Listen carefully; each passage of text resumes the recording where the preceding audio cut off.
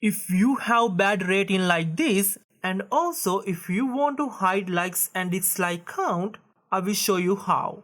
You have to use YouTube Studio application. So go to Play Store or App Store, then type and search YouTube Studio. After install, then open the application. Then you have to log into your application. Then if you have multiple account, you can switch to. Then tap view more. Then you can see all your video. Then you can select whatever the video you want. Then tap the pencil icon. Just wait a second to load. Then tap advanced settings.